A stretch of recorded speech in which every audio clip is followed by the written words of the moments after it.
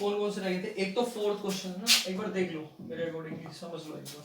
Question number 4, the paint in a certain container is sufficient to paint an area equal to 9.375 metre square. तो कितना area हम paint कर सकते हैं? इतना एरिया, यानी हमारे पास एक कंटेनर है जिसमें पेंट अवेलेबल है और उस पेंट से हम इतना एरिया पेंट कर सकते हैं, ये मीटर स्क्वायर में। अब क्वेश्चन ने क्या कहा है कि हम कितनी ब्रिक्स, डायमेंशन दे रखा है ब्रिक्स का, ईंटें, ठीक है। तो एक ब्रिक का जो डायमेंशन दे रखा है, लेंथ, ब्रेड्थ और हाइट हमें दे रखी है। लेंथ कितनी है 22.5 सेंटीमीटर, ब्रेड्थ कितनी है 10 सेंटीमीटर और हाइट कितनी है 7.5। कितनी ब्रिक्स इस डायमेंशन की हम पेंट कर सकते हैं? तो ब्रिक को पेंट करने के लिए हमें क्या निकालना पड़ेगा? सबसे पहले तो total surface area of one brick, कि एक ब्रिक पे कितना पेंट यूज होता है। फिर हम मान लेंगे कि x ब्रिक्स पेंट कर सकते हैं, x ब्रिक्स मल्टीप्लाइड बाय में एक ब्रिक का एरिया, टोटल एरिया जितना जितनी ब्रिक्स पेंट हो सकती हैं और इतना एरिया अवेलेबल है, इक्वल कर लेंगे, वैल्यू निकाल लेंगे। तो क्या करते हैं, टीएसए का formula 2 length into breadth plus breadth into height plus height into length. Multiply के लिए डॉट लगा लो या मल्टीप्लाई सिंबल यूज कर लो या कुछ भी मत करो, तब भी मल्टीप्लाई समझ आएगा, प्लस बीच में लगा दिया मैंने। 2 लेंथ की वैल्यू कितनी है, देखना ये सेंटीमीटर में है और ये किसमें है, तो आपकी मर्जी, या तो पहले ही इसको मीटर में कन्वर्ट कर लो या फिर उसको सेंटीमीटर में कर लो, समझ में आई बात? तो जैसे करना हो वैसे कर लो, ठीक है। तो भाई कैसे करोगे, इसको सेंटीमीटर में ही रहने देते हैं अभी। मल्टीप्लाइड बाय कितना, फिर 10 मल्टीप्लाइड बाय में, फिर 22.5 मल्टीप्लाइड बाय, ये कितना आया 225, ये कितना आया 75। अब ये कितना आएगा, इसको ना ऐसे लिख लो 225 बाय में 10 इंटू 75 बाय 10, इतना लिख सकते हो ऐसे। और ये कैंसिल कर लो,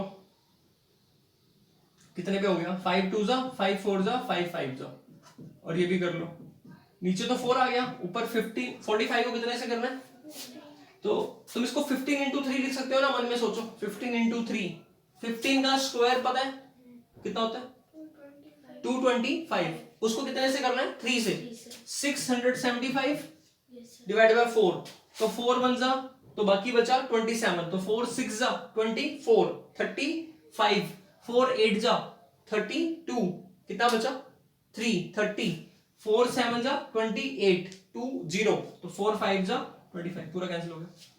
नहीं आया क्या, ये कांटे लगाओगे, इसको हटा दिया। अब ये कितना बन गया 2 से, ये 225 का 75 300 और 400 468.75, कितने से करोगे 2 से, 2 5 जा 10, 1 कैरी, 14 और 1 15, 1 कैरी, 16 और 1 17, 1 कैरी, 12 और 1 13, 1 कैरी, और 937.65 किसमें आया, कोई दिक्कत, चले आगे। अब वो मीटर में है और ये एक काम करते हैं, इसको कन्वर्ट कर लेते हैं, एक मीटर में कितने सेंटीमीटर होते हैं 100, तो एक मीटर के अगर इसका स्क्वायरिंग कर देंगे तो इसमें स्क्वायर आ जाएगा, तो एक मीटर स्क्वायर में कितने सेंटीमीटर स्क्वायर होंगे, 4 जीरो इंटू सेंटीमीटर स्क्वायर, यानी मीटर स्क्वायर को सेंटीमीटर स्क्वायर में कन्वर्ट करने के लिए 4 जीरो से मल्टीप्लाई करते हैं। तो ये मीटर स्क्वायर में है, इसको मैं 4 जीरो से अगर मल्टीप्लाई कर दूं तो किस में आ जाएगा, ये डेसिमल 93750 पे चला जाएगा, इसके पीछे जीरो लगा लो कोई फर्क नहीं पड़ता, ये डेसिमल 4 डिजिट के बाद चला जाएगा, तो कितना बन जाएगा इन 4 जीरो से मल्टीप्लाई करेंगे तो 93750, अब ये किसमें आ जाएगा, और वो भी सेंटीमीटर में, ये भी सेंटीमीटर, आया समझ में या नहीं आया? अब हम मान लेते हैं लेट कितनी ब्रिक्स कर सकते हैं, n bricks can be painted, n bricks can be, n bricks paint कर सकते हैं। तो therefore total surface area of one brick किससे मल्टीप्लाई करेंगे, n से, इज इक्वल टू कितना है हमारे पास, जितना पेंट करने के लिए अवेलेबल है 93750, समझ में आई बात? एक का कितना निकाला हमने 937.50 into n is equal to 9375, समझ में आया?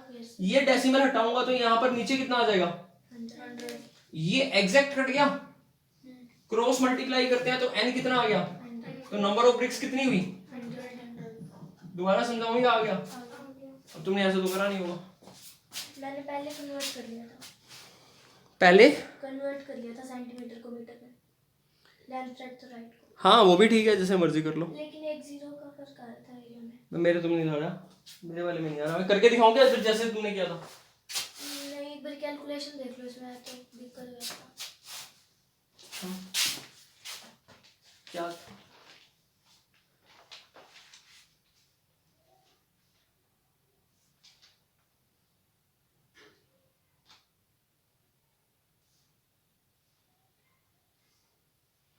ये 16875 मल्टीप्लाई करके निकाला है 225 पीछे काटा लगा के। Yes sir.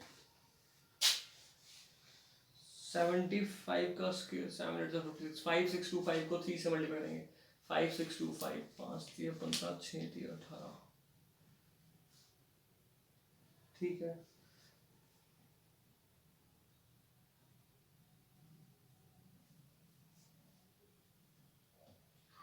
तो आपने इसको इससे मल्टीप्लाई किया यस सर। तो 2 5 जा 10 ये सब आ गया। कितना आया 2 से मल्टीप्लाई करके?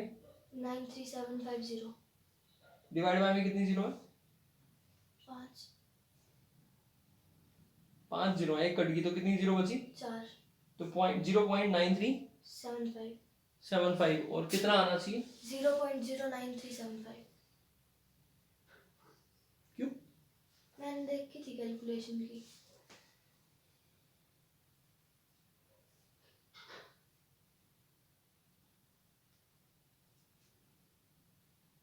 ये ऐड सही किया 0.016875 ये और ये ऐड सही किया। मेरे हिसाब से तो सही है अभी। आपने लिया 0.016875 फिर लिया 0.022500 0.007500 यही है ना?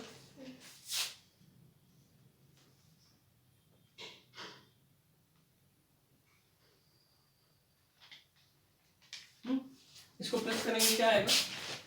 5 7 18 7 14 16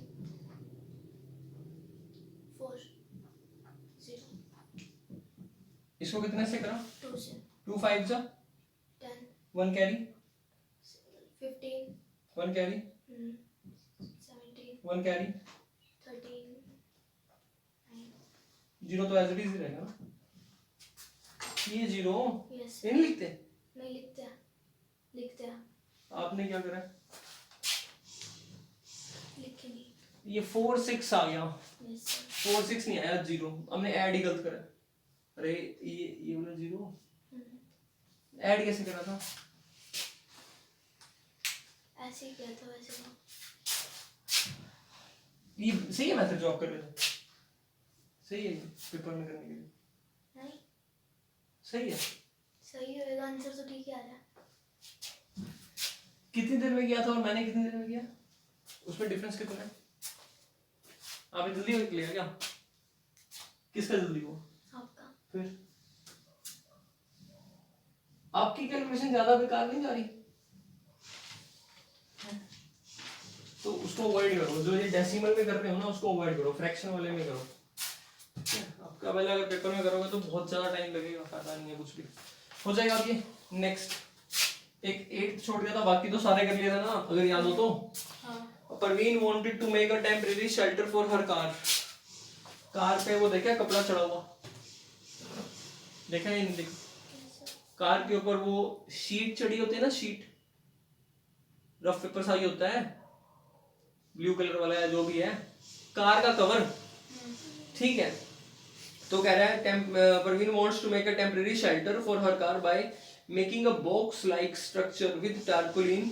टारपोलिन की शीट से वो कवर करना चाहता है with all the 4 sides and top of the car with front face as a flap which can be rolled up. समझ रहे हो बात को?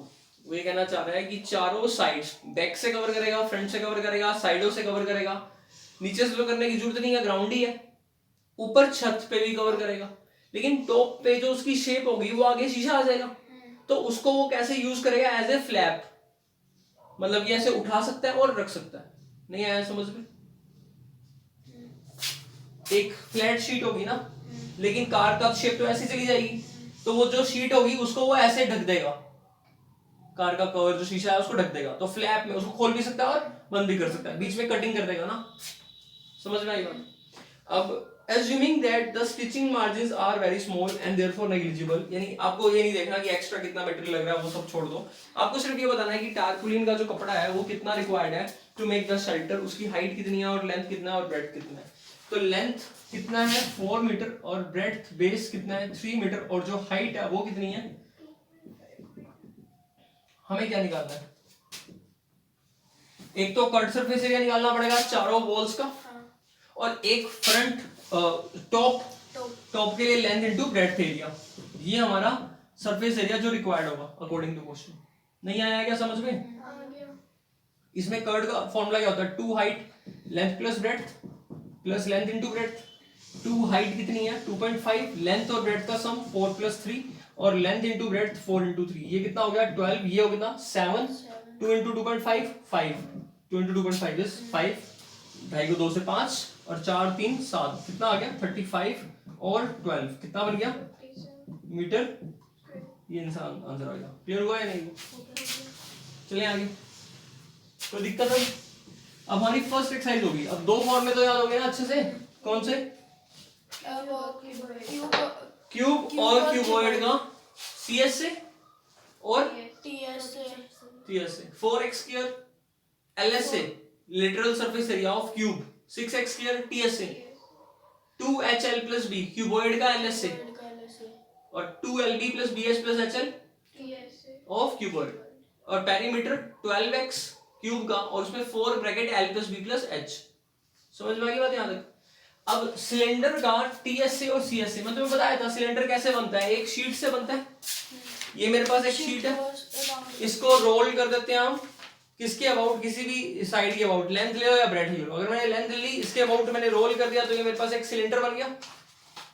तो अब ये जो आपके पास एक सर्कल में आ रहा है, ये चीज क्या होगी, सर्कमफ्रेंस। सिलेंडर का बेस सर्कल का सर्कमफ्रेंस 2πr होता है। वैसे रेक्टेंगल की लेंथ है ये, तो लेंथ ऑफ रेक्टेंगल बन गई 2πr और ब्रेड्थ ऑफ रेक्टेंगल क्या बन गई, हाइट ऑफ सिलेंडर। तो इसका कर्व सरफेस एरिया शीट का ही एरिया होगा, जो इस शीट का एरिया होगा वही एरिया तो इसका कर्व सरफेस एरिया आ रहा होगा ना सिलेंडर का, या नहीं? अब सिलेंडर का जो कर्व सरफेस एरिया वो क्या बनेगा 2πrh। नहीं आई बात समझ में? L × B, L 2πr बन गई और BH बन गई, तो ये 2πrh हो जाएगा और दोनों सर्कल का एरिया अगर ऐड कर देंगे तो TS से आ जाएगा, 2πr के ऐड करेंगे तो 2πr कॉमन आ जाएगा, अंदर r + h बनेगा। तो कुल मिलाकर 2 फॉर्मूले हैं। अब curve surface area of cylinder it is 2πrh और total surface area of cylinder it is 2πr bracket r + h। और सिलेंडर अगर होता है तो right circular cylinder is like this, ये राइट सर्कुलर सिलेंडर होता है, ये एंगल 90 डिग्री, ये हाइट होती है और ये रेडियस, ये वाली चीज क्या होती है diameter which is equal to twice of radius, और सर्कमफ्रेंस क्या होता है 2πr। कोई दिक्कत? करें क्वेश्चन, फॉर्मूला तो याद है ना 13.2। आ जाओ भाई पहले क्वेश्चन पे।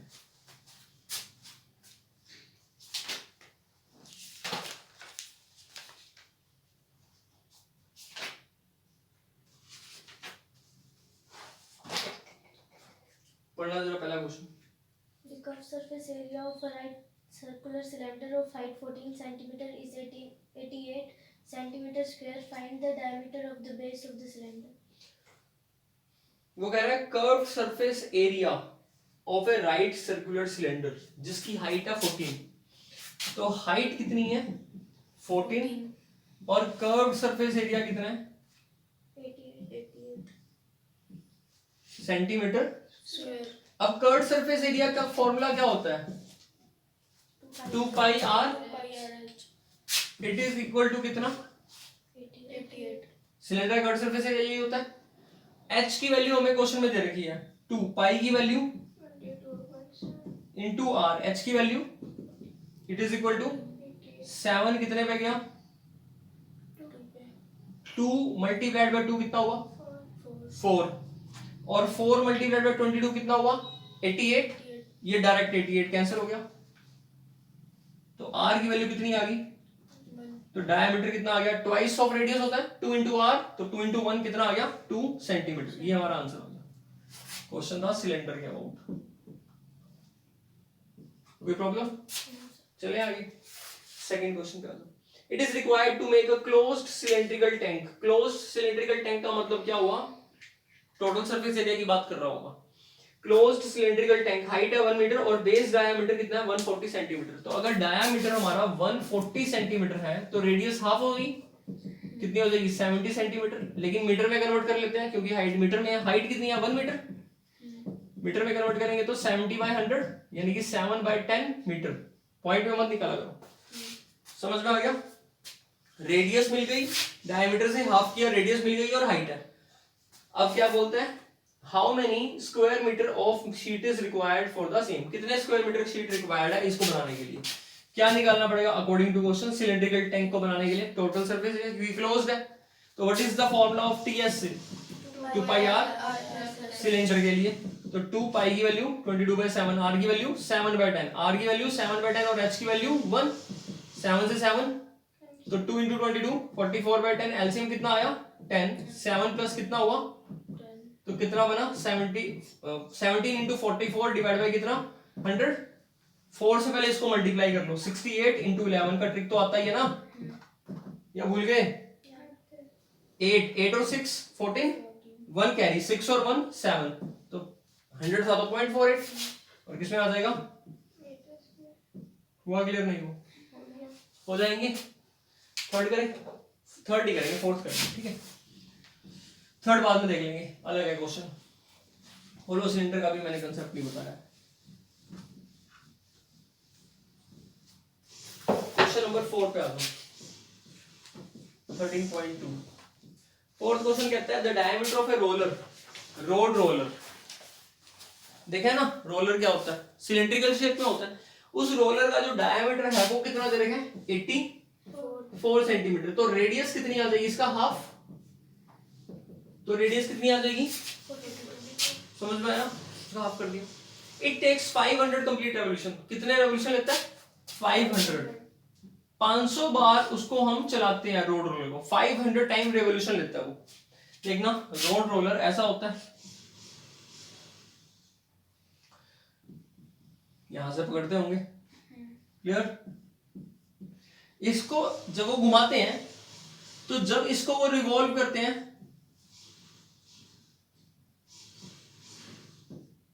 ऐसे चलता रहेगा। समझ में आ रही बात? जब ये एक राउंड लगाता है तो जितना इसका ये सर्कमफ्रेंस होगा एक राउंड में, ये जितनी भी इसकी यहां पर सर्कमफ्रेंस होगी, ये सर्कमफ्रेंस घूम जाएगी, पूरी ग्राउंड पे आ जाएगी। नहीं समझ में आया तो दोबारा बताऊं। जैसे ये देखो, ये सिलेंड्रिकल शेप है ना, कि नहीं? अगर मैं इसको यहां पे रख रहा हूं, ये मैंने एक पॉइंट रख लिया, अब मैंने इसको रोल करा, उसी पॉइंट पर दोबारा आ गया, तो इसने कितना ये ट्रेवल किया? जितना इसका ये सर्कमफ्रेंस होगा।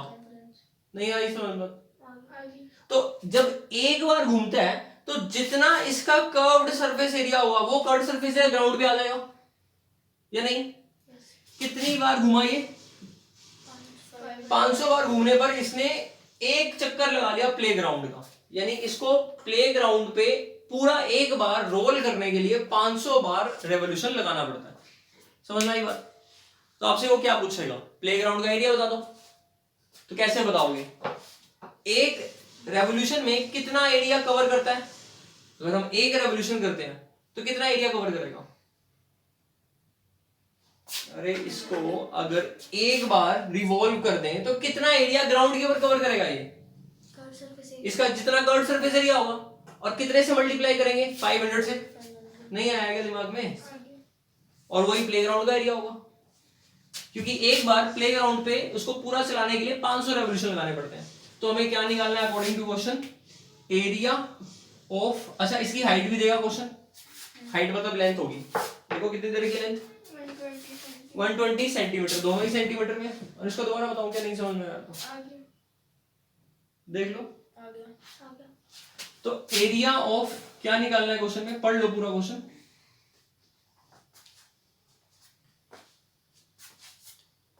ये ना, the diameter of the roller is 84 and length is this. It takes 500 complete revolution to move once over to level a playground. Find the area of playground in meter square. Area of playground बताना है metre square में। एक बार playground को पूरा cover करने के लिए वो 500 राउंड लगाता है। एक राउंड में कितना एरिया कवर कर, जितना उसका कर्व सरफेस रहेगा उतना राउंड कवर हो जाएगा एक रेवोल्यूशन में, एक चक्कर में। तो एरिया ऑफ प्लेग्राउंड कितना होगा 500 रेवोल्यूशन का एरिया, और एक रेवोल्यूशन में एरिया इसका कर्व सरफेस एरिया होगा। तो 500 इनटू में कर्व सरफेस एरिया का फार्मूला 2 पाई RH। तो टोटल कितना हो गया 1000 पाई, R की वैल्यू 42 और H की वैल्यू 120। आया समझ में? लेकिन ये भी सेंटीमीटर में है, ये भी सेंटीमीटर में है, हमें किस में चाहिए मीटर में। तो हम इस सेंटीमीटर को मीटर में कन्वर्ट करेंगे तो 100 से डिवाइड, इसको भी मीटर में कन्वर्ट करेंगे तो क्लियर हुआ या नहीं हुआ? ये 3 0, ये 2 0, एक ये 0 और ये 0 कट गई। यहाँ क्या बचा 22/7 इंटू में 42 मल्टीप्लाइड बाय 12। 7 कितने पे जाएगा 6 पे, 12 6 का कितना हुआ 72 मल्टीप्लाइड बाय कितना 22। इसको 11 इंटू 2 लिख लो और 2 को 72 से कर लो मल्टीप्लाई, कितना हुआ 144। कितना आंसर आएगा 4 4 और 4 8 1 और 4 1 5 और 1। किसमें आंसर आ जाएगा? नहीं आएगा समझ में? चलिए आगे हो जाएगा। ये कौन सा था? नेक्स्ट देखना।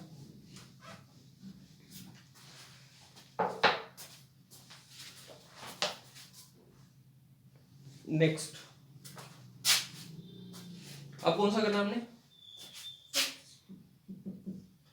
A cylindrical pillar is 50 centimetre in diameter। एक cylindrical pillar है, ये हो गया cylindrical pillar, देखा है ना cylindrical pillar। Yes, sir. अब इसकी रेडियस और हाइट कितनी है? डायमीटर है 50, तो रेडियस कितनी आ जाएगी 25 सेंटीमीटर।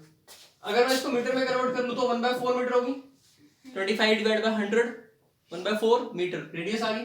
हाइट कितनी है इसकी 3.5 मीटर। 3.5 मीटर का मतलब क्या हो गया 35/10, 5 7 जा 5 2 जा, तो कितना मीटर हो गया 7/। Clear? Find the cost of painting the curved surface area. हमें बतानी है cost of painting the curved surface, curved surface area को पेंट करने की कॉस्ट बतानी है हमने। और पिलर की किस रेट से बतानी है 12.50 पर एक मीटर स्क्वायर को पेंट करने की कॉस्ट कितनी है 12. और हमें कर्व्ड सरफेस एरिया को पेंट कराना है, तो क्या करेंगे सबसे पहले दूसरा कर्व्ड सरफेस एरिया निकाल लेंगे। क्या होता है curved surface area of cylinder?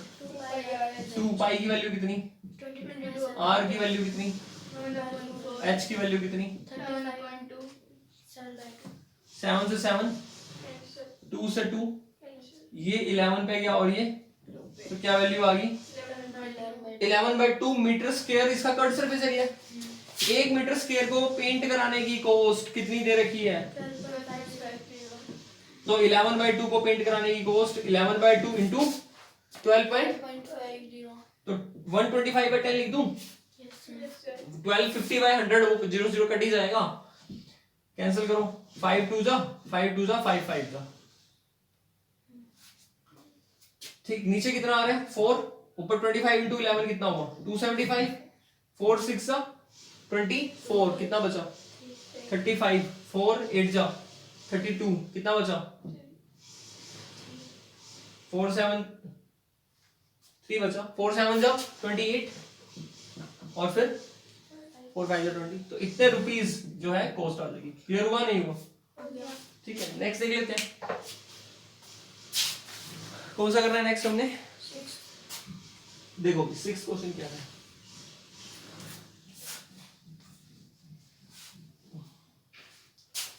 Curved surface area of right circular cylinder,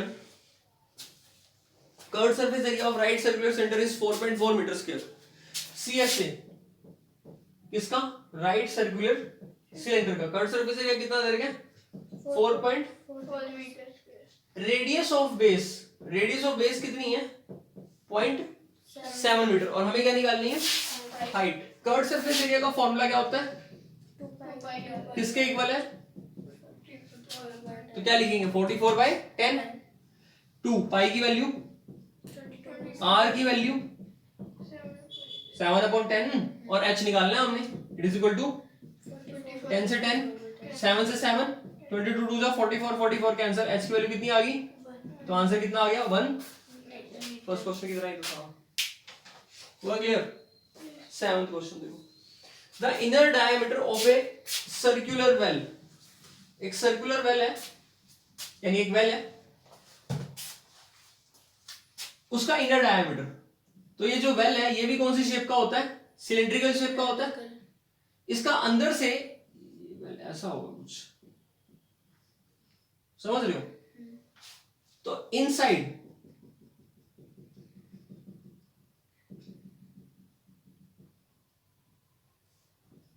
अंदर से वो उसका क्या बता रहा है, फ्रॉम इनसाइड द डायमीटर, तो इनर रेडियस आ जाएगी।